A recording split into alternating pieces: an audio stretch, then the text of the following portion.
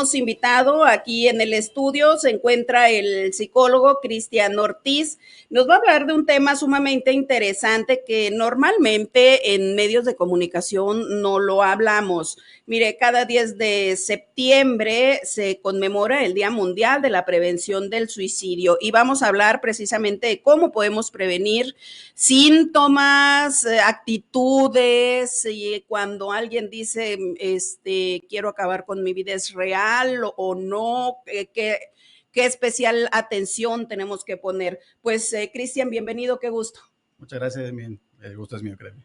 Oye, a ver, un tema que ha sido tabú hasta cierto punto en nuestro municipio, que no hemos sabido abordar, que nos asusta el tema y que no sabemos por dónde entrarle ni cómo prevenirlo. Una persona que tiene problemas y es tendencias al suicidio, ¿qué actitudes va a tener? ¿Qué características se presentan? Ok. Como comentas, es un tema muy importante, primeramente comentarlo, ¿sí? Sí. Perder el miedo al diálogo de este tema, Okay. porque debemos de quedarnos con el mensaje de que el diálogo salva muchas vidas. Okay. El diálogo en este tema es una parte fundamental y que las personas que no se comunican y no se tienden a abrirse a dialogar son las que lamentablemente el día de mañana podemos llegar a perder. Ok, o sea, lo primordial es el diálogo, que las personas no se sientan solas. Exactamente. Ok. Así es. Okay. Ahora, siguiendo con tu pregunta, ¿existen señales indicativas en las que una persona pudiera llegar a presentar algún acto suicida? Okay. ¿Sí? Dentro de estas señales podemos encontrar algunas que podrían llegar a ser muy sutiles. Ajá. Y no porque las personas las hagan de una forma específica, sino porque estamos tan acostumbrados a ver a nuestros familiares, a ver a nuestros amigos todo el tiempo en la casa, en la escuela, en el trabajo, sí, que ya no prestamos atención a ese tipo de señales. Por ejemplo, un aspecto muy importante es el desánimo o dejar de tener esa emoción, esa motivación para hacer muchas cosas que cotidianamente hacíamos. Si, por ejemplo, la persona anteriormente salía a hacer ejercicio, salía a correr, salía a convivir con sus amigos, sí, y esta persona empieza posteriormente y con el tiempo a dejar de frecuentarlos, a dejar de salir, comienza a aislarse de la sociedad, comienza a aislarse hasta de la propia familia. Son señales indicativas que pudieran ser un foco rojo, ¿no? Que nos pueden a nosotros empezar a detonar como que algo, indicar que algo está ¿Eso sucediendo. También nos puede marcar que es el inicio de una depresión? Podría ser, sí, podría ser. Pero no necesariamente. No necesariamente, tendríamos que ver ciertos factores. Ahora, otro indicativo que podría ser también, lejos del desánimo y eso, son las situaciones en las que las personas empiezan a consumir. Si consume alcohol la persona, empiezan a consumir alcohol en exceso u otro tipo de sustancias también. Y derivado de esto vienen muchas veces las conductas de riesgo, las conductas de peligro. En el caso de los hombres, pues es todo el tiempo el alcohol, las sustancias nocivas para la salud, llámense, bueno, la que drogas, le guste, la que cada quien le guste consumir. Los carros a alta velocidad, manipulación de armas de fuego. Entonces, ese tipo de cosas puede llegar a inclinarnos más la balanza hacia una situación suicida. O sea, empezamos a ver actos de violencia para con uno mismo, como normales. O sea, el hecho de estar tomando en exceso, pues nos estamos dañando a nosotros mismos. Así es. El hecho de ir a alta velocidad en un vehículo, pues estamos arriesgando nuestra vida. El hecho de consumir drogas, pues también estamos atentando contra nosotros. O sea, empezamos a ver normal el atentar contra nosotros. Así es. De hecho, existen dentro del espectro que es la suicidalidad, porque así se llama la suicidalidad, es el espectro que engloba completamente comportamientos, actos, pensamientos, acciones, intenciones, todo este tipo de cosas. Manejamos dos líneas, ¿sí? Dos conceptos, que son las conductas suicidas y las ideologías suicidas. Te explico un poquito cómo está esta situación. La ideología suicida se divide en dos partes, la ideología pasiva y la ideología activa. La ideología pasiva es cuando las personas empiezan a decir, ¿cómo me gustaría estar muerto? O me gustaría dormirme y ya no despertar. Entonces, se llama pasiva porque existe ya una situación ahí que nos puede causar cierto tipo de interés, pero la persona no está tan interesada en atentar contra su propia vida. Ahora sí que en contraparte, cuando es una ideación activa, es cuando la persona ya lo dice verbalmente, o sea, yo me quiero morir, yo me quiero matar, yo me quiero suicidar. Entonces, ahí es donde cuando alguien ya lo hace activamente, no es que esté chantajeando, ¿es real? Sí, claro, todo el tiempo tenemos que tomar las palabras como ciertas. Como lo dicen, ciertas, porque no podemos esperarnos a ver qué sucede. De hecho, una parte muy importante que todo el tiempo recomendamos a adultos y a jóvenes es que si estamos en contacto con alguien que está en riesgo o puede llegar a presentar alguna conducta suicida y ya nos lo comunicó, que no guardemos el secreto. Lo peor que podemos es guardar el secreto. Ahora sí que vale más perder una amistad que perder una vida. ¿Sí? Importante ya atender ese punto entonces. Cuando alguien te dice, quiero atentar contra mi vida, es que sí es verdad. Sí, claro. Tenemos que considerarlo como verdad. Entonces, de esta ideación activa y pasiva, pasamos obviamente a la planificación. Si la persona lo va a planificar, ¿cómo es que ellos empiezan a crear el suceso? ¿Cómo lo van a llevar a cabo? Empiezan a ver algunas situaciones de dónde, la forma, el método, el día, y de ahí podemos también observar el grado de intención. ¿Sí? Si la intención es alta o si la intención es baja. En una situación de ideología pasiva, la intención es baja. Pero en la ideología activa, la intención ya es alta porque la persona ya lo está externando de forma verbal. ¿Sí? De ahí pasamos a las conductas. En las conductas ya entramos directamente en la parte del método, donde las personas buscan qué método van a utilizar. En el método pues encontramos saltos de mucha altura, manipulación con armas de fuego, el asfixiamiento o completamente la intoxicación por medamentos. Entonces, ahí es donde las personas empiezan a ver cómo van a llevarlo a cabo, empiezan si no lo tienen a la mano, lo empiezan a buscar, ya sea en ferreterías, farmacias, en casa, ese tipo de cositas, lo empiezan a juntar. Dentro de las conductas que también podemos observar en ese aspecto, es cuando las personas empiezan a frecuentar de manera esporádica a los familiares que hace mucho tiempo no veían, empiezan a platicar con sus amigos de forma en la que ya casi se están despidiendo. Existen algunas personas que dejan, le llamamos como cierto tipo de herencia en vida. Llegan las personas, regalan libros, sí, claro, que los quieren mucho. Lo que yo más quiero, lo que yo más aprecio, llego y te lo regalo. Mira, ¿sabes qué? Este libro para mí es valioso, te lo entrego, por favor, cuídalo. Pero obviamente es aquí donde te comento, son las sutilezas que a veces no vemos. Porque como amigo dices, bueno, pues a lo mejor está triste, ¿no? O me quiere mucho como amistad y me está regalando sus cosas más valiosas, pero realmente no, detrás de esto hay un contexto y el contexto es muy doloroso. Ya cuando alguien se empieza a desprender de las cosas que, bueno, a ver, lo material. Materiales, claro. Debiéramos de no estar apegados a las cosas materiales, pero bueno, ya cuando nos empezamos a desprenderse, alguien se empieza a desprender de las cosas materiales que más aprecia. Así es. Ya es un indicativo de que un foquito rojo hay ahí. Sí, así es. Y lo ideal es que todo el tiempo cuando estas cosas sucedan, atender a la persona. Acompañarla, no dejarla sola. Y volvemos a la como parte amigos, inicial. Como familia, sí, claro. y buscar para que vaya también con especialistas. Dentro del tema del suicidio, todos somos partícipes. No necesitamos ser precisamente especialistas en el área psicológica para poder acompañar a una persona que está en una crisis suicida. Obviamente es indispensable que durante la crisis hablemos con la persona y en medida de lo posible, si la situación puede que aumente a un alto riesgo, llamar de inmediato a las autoridades, si tenemos el contacto de familiares más cercanos de esta persona, comunicarnos de inmediato. La idea es crear justamente esas redes de apoyo que les llamamos, en la cual nos involucramos todos como sociedad. Oye, familia, porque amigos. Te hago esa pregunta porque, a ver, a veces es muy difícil si tienes pareja o algún familiar en esta situación.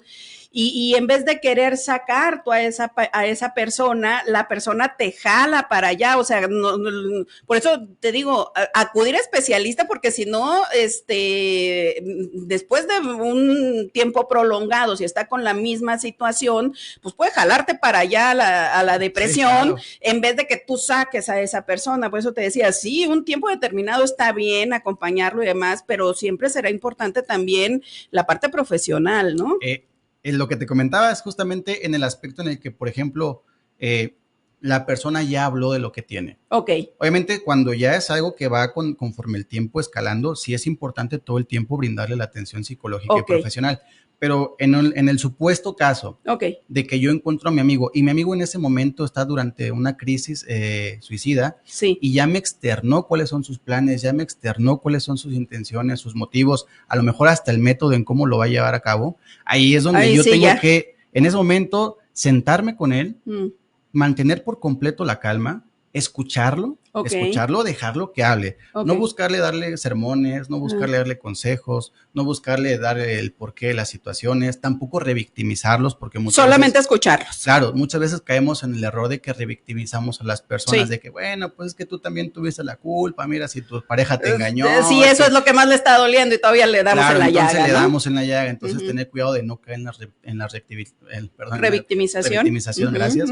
Y lo importante es que ahí es donde yo te comento, si la situación ya empieza a escalar, de inmediato comunicarnos con las personas más cercanas a ellos. Y te comento más cercanas porque no es recomendable hablarle al amigo del trabajo, al compañero que vive en otra porque colonia, se va a hacer chisme nada justamente más. Por eso, porque debemos de crear un espacio seguro para esa persona. Claro, y si le hablamos a cuanta gente esté alrededor, obviamente... todos van a empezar a opinar y nadie va a querer solucionar. Exactamente, y aquí es donde entramos nuevamente el problema del estigma y el tabú de hablar sobre el suicidio. Donde las personas comúnmente no se atreven a hablar de eso, ya sea por la vergüenza, ya sea por la crítica social o pública de los amigos, de la misma familia en ocasiones, decir, oye, pues es que, ¿qué le pasa? ¿Por qué lo tienen así? ¿Por qué nadie lo ayuda? Cuando realmente las situaciones que las personas viven no se atreven a comentarlas justamente porque saben o tienen la idea de que a lo mejor no cuentan con el apoyo social necesario, el respaldo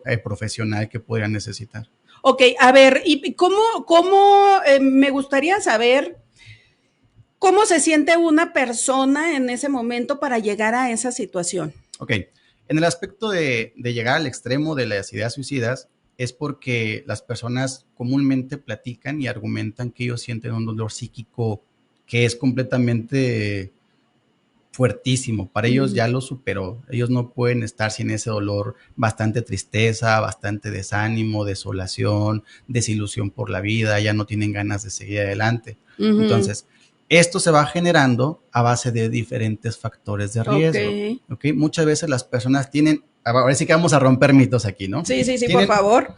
La plática es para eso, excelente. Tienen esa falsa creencia de decir, es que la persona se suicidó porque su pareja lo engañó.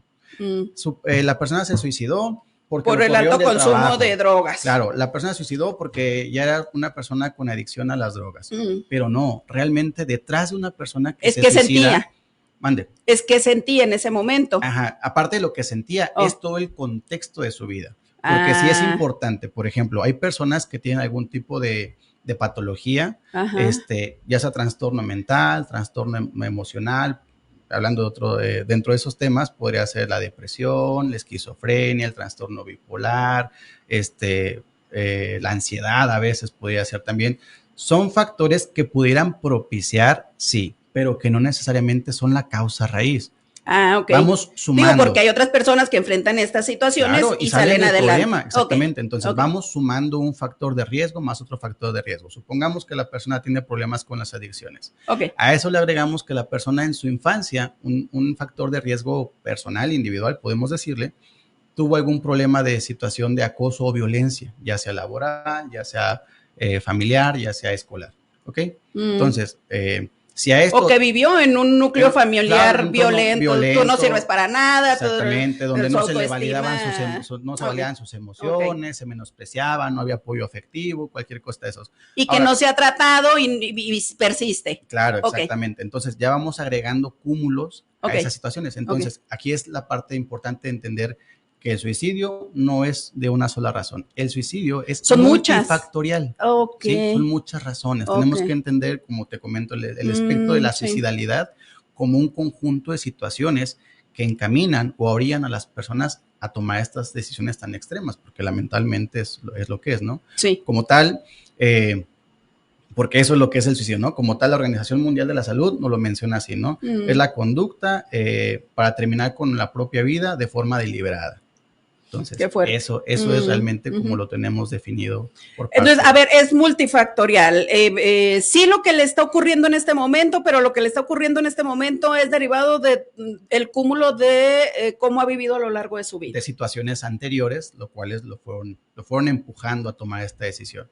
Ahora, es importante, como comentamos, tomar en cuenta que cuando la persona se presta para hablar, sentarnos a escuchar. Porque si en ese momento no prestamos la atención debida y no prestamos la situación, no damos el espacio necesario para apoyarla, entonces es donde las personas tienden a creer que realmente su ideología de que están solos, su ideología de que el dolor y el sufrimiento nunca va a acabar, pues es real. Entonces jamás van a poder superar ese paso, esa situación, esa etapa, y es ahí donde todavía recurren más a este tipo de situaciones. ¿Cómo puede una persona salir de ahí en un momento tan crítico de decir ya no quiero vivir, pero tampoco están dispuestos a recibir ayuda? O sea, hay muchos que dicen, no, yo no quiero ir con psicólogos, yo no quiero, digo, en ese momento hasta la iglesia, claro, agarrarse de lo que sea, pero una cosa que quiera ir a hacer esa persona, ya sea la iglesia, grupos de autoayuda, psicólogos, psiquiatras. Un amigo en el momento, lo que sea. Ajá. Porque también existen familiares anclas, que les llamamos así, porque son los familiares que representan la mayor parte emocional de las personas. Por ejemplo, los abuelitos, ¿no? Sí. El hijo está mal y a veces los problemas no los habla con la mamá, los habla con la abuelita, con el abuelito, porque son como con quienes sienten más ese apoyo más emocional. Exactamente. Es complicado esa situación cuando las personas no quieren recibir ayuda, pero regularmente sí hay un momento en el que las personas llegan a tocar tan el fondo que cuando se prestan es el momento de actuar. Si lo dejamos para mañana, volvemos al ejemplo inicial. La persona se siente triste, habla con el amigo, le comenta su situación y le dice, ¿sabes qué? Yo la verdad ya pienso terminar con mi vida, voy a hacerlo así, de esta forma, tal día, tal fecha. Si en ese momento podemos llegar a convencerlo de buscar ayuda profesional y la persona se presta, es en ese mismo momento. Ahí mismo tenemos que actuar.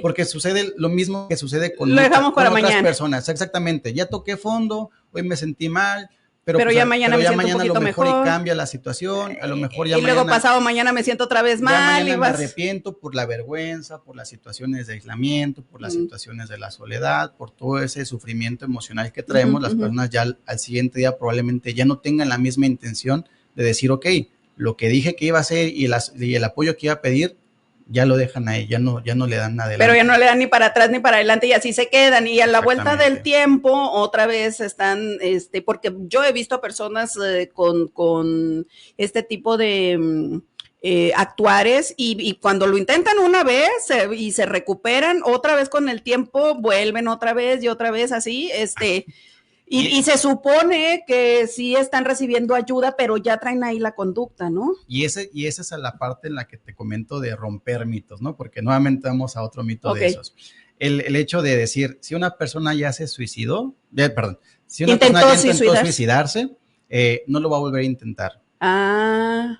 Tanto para las personas... A lo mejor no mañana ni pasado. Claro, tanto para las personas que aún no lo han intentado, como para las personas que ya lo intentaron, es importante el apoyo psicológico, sí o sí. El acompañamiento terapéutico y a lo mejor un adicional el acompañamiento o la medicación psiquiátrica van a ser ese factor fundamental y el factor protector que nos va a ayudar a minimizar esas conductas para que la persona pueda seguir con una vida normal. A lo mejor en muchas situaciones o en muchas ocasiones sí se cumple con la parte del apoyo psicológico, pero a lo mejor la persona tiene alguna patología en la cual ocupa un apoyo psiquiátrico para poder, a base de un fármaco, poder mejorar. Y esto en muchas de las ocasiones, no sé, confírmamelo o no, o desmiénteme, en muchas de las ocasiones es cuando han estado utilizando sustancias y que a lo mejor drogas, y que a lo mejor su cuerpo va a necesitar también sustancias para poder, que no lo puede generar su cuerpo, algo así. Tendría que ser, ahora sí que a base de la situación, ¿no? Cada caso tiene sus particularidades y no todos podemos englobarlos en un sí. La persona va a tener una cierta dependencia o va a generar cierta situación de abstinencia. Tendríamos que ver el contexto completo de la situación, pero la idea principal es justamente esa, ir rompiendo los mitos y los tabús, porque las personas se quedan con otra ideología. La idea principal es poner el tema en la mesa, porque, a ver, yo tengo 30 años de comunicadora y es la primera vez que trato el tema. O sea, ni cuando trabajaba en México, ni cuando trabajaba en Hermosillo, ni en el noticiero que tengo en Estados Unidos, ni aquí. Es la primera vez que hablo del tema públicamente. Entonces, primero romper el tabú del tema, ¿no? Ponerlo en la mesa, porque ahí está latente y hemos visto que se ha llevado a nuestros jóvenes y no sé, dicen, y aquí también el mito, que cuando está lloviendo, los días lluviosos, nublados, fríos, y ya viene el frío, que también eso influye ¿o no? Hay un cierto trastorno emocional conforme los climas. Para muchas personas podría ser esa parte, pero no es un factor de riesgo como tal. Son situaciones esporádicas y muy aisladas. Por ejemplo, también existe, hablando en el tema de la depresión, también existe el trastorno depresivo compulsivo, el trastorno disfórico premenstrual, que es un tipo de depresión que le da a las mujeres, muy leve obviamente, antes de su periodo de menstrual. Y mucha gente no lo conoce. Y durante, por eso las mujeres cuando... Entonces muchas veces las personas cuando nos hacen así, y para muchas personas que no rompemos los tabús y que no comunicamos, podría decir, no sé, lo vemos en internet y dices, mira, trastorno disfórico premenstrual, híjole, no, yo ya tengo depresión porque me está bajando y yo estoy en riesgo suicida. Entonces, la mala comunicación también puede ser un factor de riesgo. De hecho, existen dos tipos de lenguajes. Existe un lenguaje de riesgo y un lenguaje seguro. ¿A qué me refiero con esto? Al menos yo que tengo una pequeña página de internet en la que regularmente subo cositas sobre salud mental. ¿Cuál es tu página, por favor? Es Nutriendo Mentes en TikTok. Con todo arroba nutriendo.mentes. Con bajas. Sí. Nutriendo.mentes.